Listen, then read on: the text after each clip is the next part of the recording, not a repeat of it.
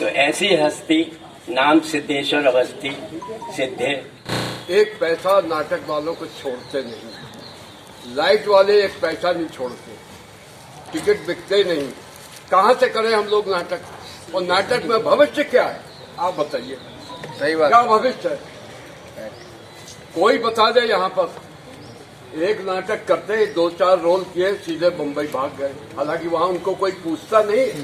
मैं मुंबई में 20 साल रहा हूँ, कोई पूछता नहीं उनको, तो धक्के खा के आ जाते। 100 में एक किसी को चांस मिलता। बहुत ही टैलेंटेड होता है।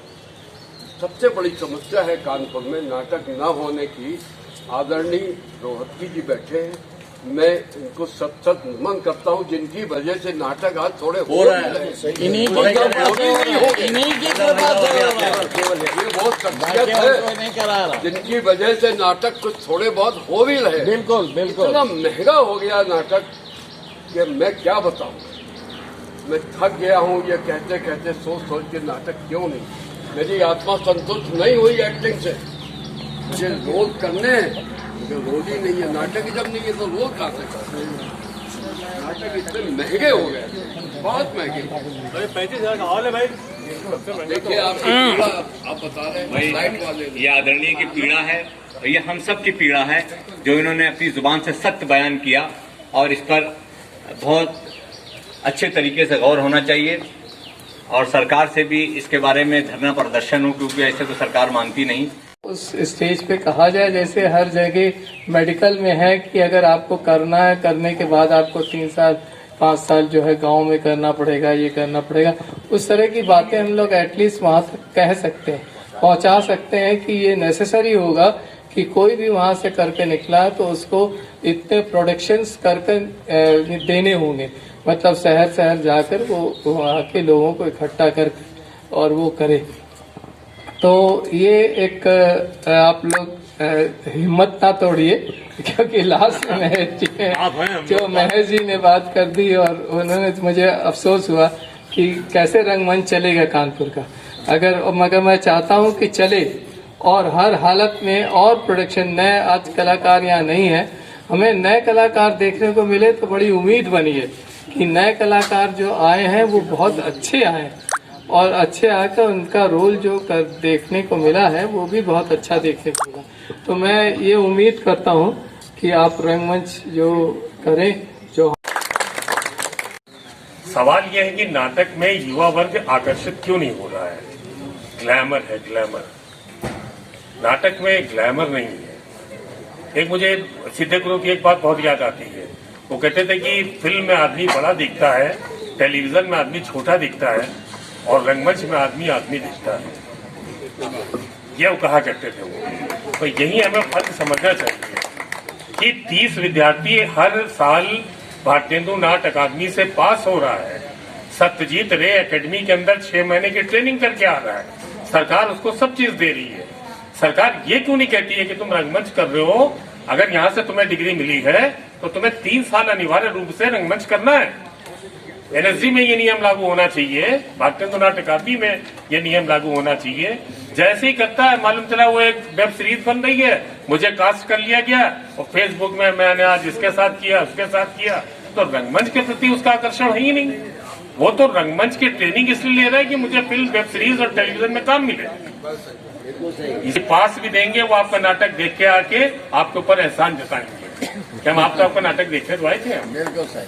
अगले 25 साल में कोई भी नेशनल स्कूल ऑफ ड्रामा से पास हुआ आदमी फ्रीलांस काम नहीं कर रहा। बिल्कुल नहीं कर रहा, बिल्कुल नहीं कर रहा। 15 लोग हैं जिनको कानपुर में हमने नहीं, मैं भी बता रहा हूँ। मैं भी रहना से लेके सतीश आनंद, बच्ची कौर, रंजीत कपूर सब फ्रीलांसर। मैं भी सन 75 से श्यामा जैन जी, कीर्ति जैन जी, राज जी डोसा, वनलता मेहता, उनके साथ मैंने बाल रंगमंच का अपना कार्यक्रम शुरू किया है। नाटक करना मैंने शुरू किया है और 90 तक मैंने किया। उसके बाद चूंकि शासकीय सेवा थी, मुझे समय नहीं मिलता था। मैं अपनी कला वसुधा पत्रिका में बार बार इस बात को उठा रहा हूँ कि हमारी सांस्कृतिक नीति बहुत स्पष्ट होना चाहिए। आप सबको सुन के आश्चर्य होगा कि 135 करोड़ आबादी के लिए भारत का सांस्कृतिक बजट क्या है? केवल 60 करोड़ रुपए। आप सोच लीजिए फिर आप क्या सांस्कृतिक पॉलिसी होगी। तो इसके लिए हमें आवाज उठानी पड़ेगी, एकजुट होकर आवाज उठानी पड़ेगी। कि रंगमंच आज बंगाल का रंगमंच हो या महाराष्ट्र का रंगमंच हो, वो इतना क्यों सशक्त है, क्यों वहाँ यूनिटी है। हमारे अभी मुझे प्रदीप भाई कह रहे थे लैग पुलिंग है, लैग पुलिंग भी बहुत है हमारे यहाँ, किसी को नहीं। कल राज बिसारिया जी के ऊपर दैनिक जागरण ने पूरा पन्ना निकाला। राज बिसारिया जी के साथ कितने युवा हैं, आज भी वो काम करने को तैयार है, लेकिन आए तो आदमी वो जहां 2 साल डिप्लोमा लेता भागता बम्बई, एकदम एनएसजी से 3 साल का ट्रेनिंग किया, भागा वो बम्बई। तो अगर वो रंगमंच के प्रति उसका कोई आकर्षण ही नहीं है, उसने तो समझ लिया कि ये तो एक सीढ़ी है, हम इसको पार करके निकल जाएं। तो इसके ऊपर जरूर मैं पृथ्वी थिएटर का भी ध्यान करूंगा कि हम लोग एकजुट हो जाए और इस पे ऐसा करके हम लोग कोई प्रस्ताव भेजें सरकार को, भारत सरकार के संस्कृति मंत्रालय को, अपने उत्तर प्रदेश के संस्कृति मंत्रालय को, तब को तो बात बन सकती है। अदरवाइज तो रंगमंच जैसा चल रहा पिछले 50 साल से वैसे ही चलता रहेगा। वो आदमी दिखाई नहीं पड़ रहा है। तो कहा जाता है ना कि रंगमंच में आदमी दिखता है, तो कहाँ दिख रहा है, वही नहीं दिख रहा है। धन्यवाद। मिटा दी हैं कि शायद अब वो अलग भी नहीं हो सकती। यहाँ आना, ये खिड़की इसकी हम छोटी कर दें, तब मैं चौंका। तब मैंने जाना कि पूछा हमने कि ये सिद्धेश्वर दादा हैं, सिद्धेश्वर अवस्थी जी हैं। तो मैं उन्हीं के साथ जुड़ा रहा, सेट बनाता रहा। हालांकि उन्होंने अम्बेसडर बाद दर्पण हुआ और 1985 तक आखिरी सेट उन्होंने हमारा कोमल गांधार का बनाया। दर्पण या अम्बेसडर कभी किराए पे सेट नहीं लेती थी। तब मैंने जाना कि सिद्धे भाई हमारे यहाँ के सेट बनाते हैं, कमाल की बात है। उसी दौरान मालूम हुआ कि सिद्धे भाई से पूछा आप रहते कहाँ हैं, कि नहीं वहाँ रहते हैं। हमने सिद्धे दादा वहाँ मूर्तियाँ, पता लगा वो प्लास्टर ऑफ पेरिस की मूर्तियाँ वो खुद बनाते थे। तो पहला काम वो, दूसरा काम सेट बनाना। उसके बाद उन्होंने हमारा वो सेट बनाया। फिर हम लोगों ने पृथ्वीनाथ है, क्योंकि अक्सर सिद्धे दादा कहते थे कि नौटंकी 10 विधाओं से है, उसी में एक विधा नाटक। तो उस फोक को मरने नहीं देंगे। हमें ये नहीं मालूम था कि इनमें और कौन सा गुण है। जब वो 79 में हम अपनी डायरेक्टर त्रिपाठी जी को और वो स्क्रिप्ट लेने गए, तो सर ताज्जुब करेंगे कि 21 पेज की स्क्रिप्ट, पारशास्त्री शर्मा साउथ के, एक 21 पेज की स्क्रिप्ट, और वो भी नौटंकी में नहीं, 4-5 भजन और वहाँ की कथा। तो हमने माँ साहब, सतमूर्ति माँ साहब से कहा, हमने सर ये कैसे करेंगे? बोले परेशान ना हो जाएगा। जब हम लोग यहाँ आए तो मालूम हुआ सिद्धे भाई रोजाना एक पेज नौटंकी का लिखते थे और हम लोग रिहर्सल करते थे। सुबह 6 बजे गाने की, 3 बजे गाने की, 6 बजे रिहर्सल। तब हम लोग जाना कि सिद्धे भाई इसमें भी माहिर है, लेखन में भी। और ताज्जुब करने 120 पेज की स्क्रिप्ट लिखी। उसके बाद हमको ये पहले से पता लगा, क्योंकि हम लोग जो सामान लेने जाते थे वो अहमद हसन साहब जो नौशाद साहब के वाले साहब थे, उनसे लेने जाते थे।